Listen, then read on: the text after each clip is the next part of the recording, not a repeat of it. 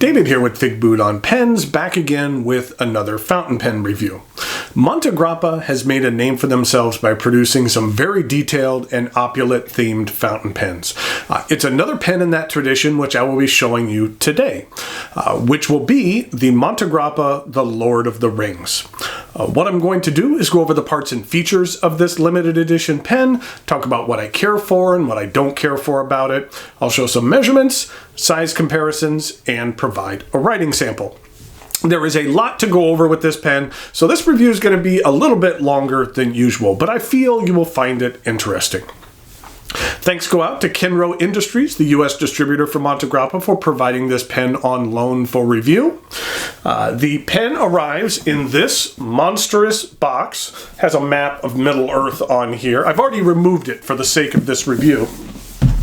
Then, once inside, there is this box here. It's a rather impressive black piano lacquered box. On the top it says Lord of the Lord of the Rings, and then it has the inscription, which is actually on the ring itself encircling it. The inside is lined with felt. There is a bottle of Montegrappa dark blue ink with a special cap on it, Lord of the Rings cap. Then there is this piece of material here that just acts as a little separator. And then inside, you can see we have the pen in a pouch. Now, let me just set this aside just for a second. Now, in regard to this box, I've always felt large boxes like this were a bit wasteful. I don't feel that people are typically storing a single pen in a large box like this. I've always wished that companies would create boxes that could have multiple uses other than just holding one pen. This box at least partially accomplishes this. You could remove this rather large insert, and then you are left with a very nice box that you could store a number of things in. So I at least appreciate that. Let's set this aside here. There are a couple of other things that are included. There is a nice polishing cloth. And then we have this cool little package here. Now, this was a little fun detail that I appreciated. This is the use and care guide, and it is wrapped in this string and paper resembling leaves. This is a reference to lembas bread, which is also called whey bread, and it's a special bread made by the elves. It's very nutritious, and it will stay fresh for months when kept in leaf wrappings such as these. It is used for sustenance on long journeys, and it has been said that one small bite of whey bread will fill a man's stomach. Inside this is a nice map of Middle-earth, as well as a very interesting use and care guide. It is written in both English and Italian, and has some really cool graphics and pictures. It's little things like this that kind of give you an idea of the care and detail to lore that went into the creation of this product. Okay, so here we have the pen. I will say that the top of this pen has quite a few pointy bits, so sometimes it can be a bit of a challenge to extract from this sleeve. But here we have the Montegrappa, the Lord of the Rings. This pen is made from sterling silver and celluloid, with the overlay being created with a lost wax casting technique. The pen draws inspiration from all three of the Lord of the Rings films, containing more than 20 references to the film adaptation of J.R.R. Tolkien's works. Those films being The Fellowship of the Ring, The Two Towers, and Return of the King. There is a lot going on with this pen. To get started, let's take a look at the most distinctive feature of this pen, which is the Eye of Sauron at the end of the cap. I liken it to a marble, and it can even rotate 360 degrees on a central axis. Sauron has a long and complicated backstory. Suffice to say, he is the main villain in these stories, an enemy of the race of men. Now, this eye here was a creation made for the Lord of the Rings movies. In the books, the Eye of Sauron was more of a metaphor for Sauron's influence and not a literal eye. In the book, Sauron has a body. In the movies, they kind of found that the story would be easier to convey if Sauron just couldn't take a physical form without the ring, and then that's the driving plot point of the films. Sauron wants the ring, and everyone else wants to prevent that from happening. Then we have the clip, which is a replica of Sting. Sting is an elven short sword that was discovered by the hobbit Bilbo Baggins. He later passed the sword on to his nephew Frodo Baggins as Frodo embarked on his quest to Mordor. On the blade in Sindarin, one of the Elvish languages, it says, "Sting is my name, I am the spider's bane." The clip is hinged, which makes it easy to function as well, which is nice. In the film, this blade glows blue when orcs are nearby. It would have been cool if they would have had like an application on this clip so that it glowed blue under black light, or how about if it even glowed blue in the dark? That would have been kind of neat. Beneath the clip, we have a circular door to a Hobbit Shire home. And on either side of the clip, there are two towers, those being Sauron's stronghold in Mordor and Saruman's citadel in Isengard. On the back side of the cap, we have Gollum, who was a hobbit by the name of Smeagol, who became corrupted by the power of this ring, which he just happened to find. He is hunched over and has some interesting detail on his face, body, and hands. And right beneath him, just out of his reach, we have the One Ring. It is gold-plated. In the story, when it was created, it was infused with Sauron's spirit. There were a number of rings created and scattered throughout Middle-earth, but this was the one ring to rule them all. I like how the engraving on the ring is filled in a bit with black, so the lettering stands out and gives it the look like it was etched by fire. Then check this out. You can actually remove the ring. There's some markings. It's some sort of Elvish. I can't read it. There are few who can. The language is that of Mordor, which I won't utter here. In the common tongue, it actually says, "One ring to rule them all, one ring to find them, one ring to bring them all, and the darkness bind them." You can even put this ring on. Now, it's a little on the small side.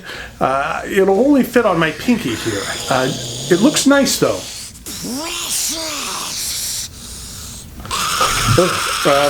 Okay, I better take this off. I wouldn't want anything bad to happen. There is a bit of step down to the barrel where we have references to the regalia and armaments of the Fellowship. They are positioned around the barrel to depict the hero's quest to defeat evil. I see the bow and quiver of Legolas, there's a sword, and then there's even a green gem. On the gold version of this pen, it is an actual emerald. On this sterling silver model, it is a zirconia crystal. At the end of the barrel, there is a piston knob made from the underlying celluloid. It has some nice gray swaths of color, which have a bit of chatoyance to them. The cap unscrews, and underneath we have an 18-karat gold nib. On this nib is J.R.R. Tolkien's initials, which can be found on the spine of most of his books. I feel that they really aligned the logo nicely with the breather hole and the tine slit. This nib is available in extra fine, fine, medium, broad, double broad, and a 1.1 stub. And here's a look at the ebonite feed. The section is very slightly concave and made from the previously mentioned celluloid. It transitions into the threads, which are metal. I don't find them to be sharp or uncomfortable, even if your grip rests on them.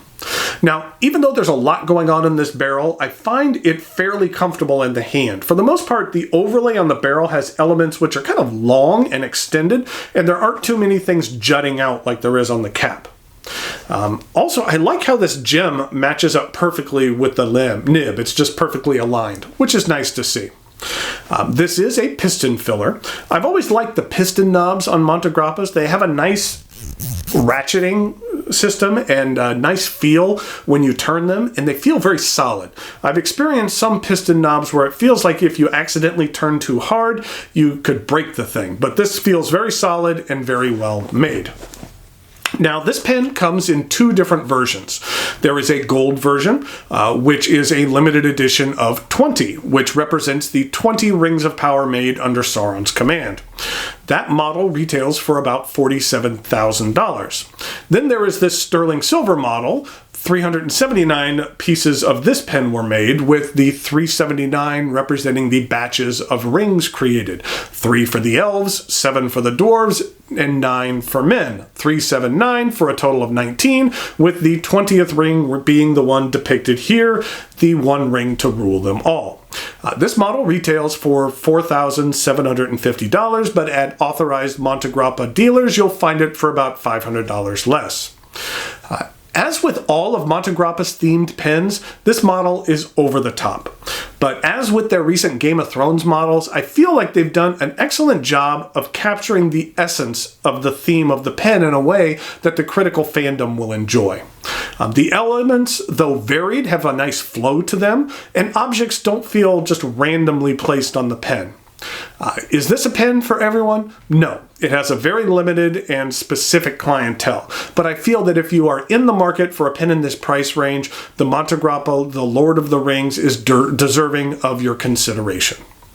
Okay, now it is time for some measurements, size comparisons, and a writing sample.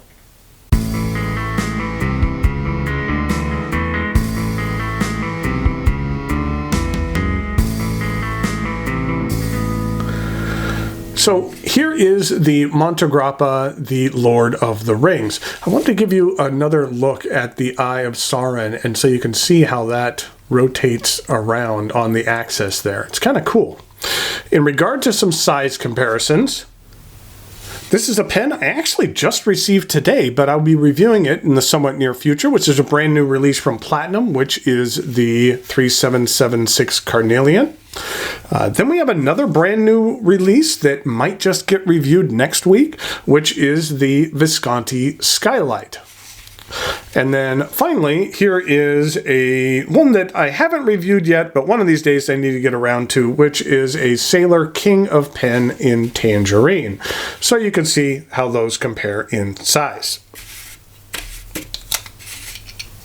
And in regard to some other pens, here it is with a Pelican M805. Then here it is with a stainless steel Lamy 2000 and a Lamy All-Star.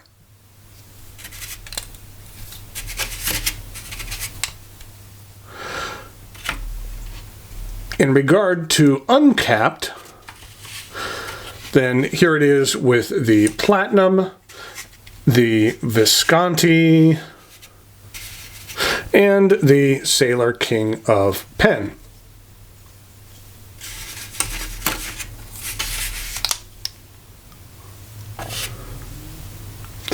So, on to the writing sample. We have the Montegrappa,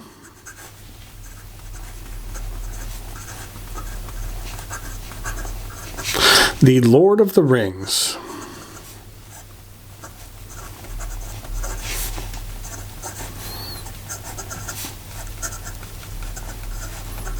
This is a medium 18 karat gold nib. In regard to the ink, I was trying to figure out what would be the best pairing for this pen. And what I came up with was Robert Oster,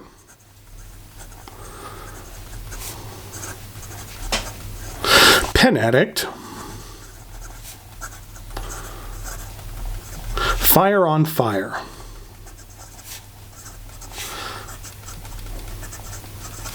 This is what the ink looks like. I'd say that over the last couple of years, I've really gotten into orange inks, and this one's turned into one of my favorite ones.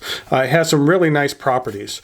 Here it is next to Mont Blanc Lucky Orange, and then another one of my favorites, which is Ackerman Orange Bovin. All three are very nice, but right now, I would say that the Pen Addict Fire on Fire is my favorite. And in regard to the rest of the writing sample,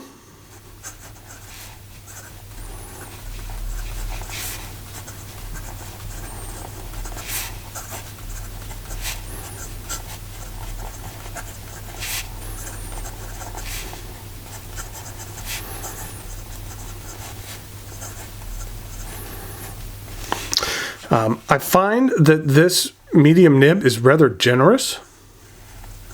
Lays down a decent line. It's fairly smooth. You can get a little bit of line variation out of there. In regard to ink flow, It's fairly strong, and reverse writing.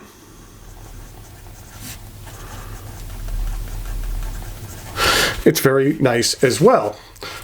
Then in regard to some fast writing,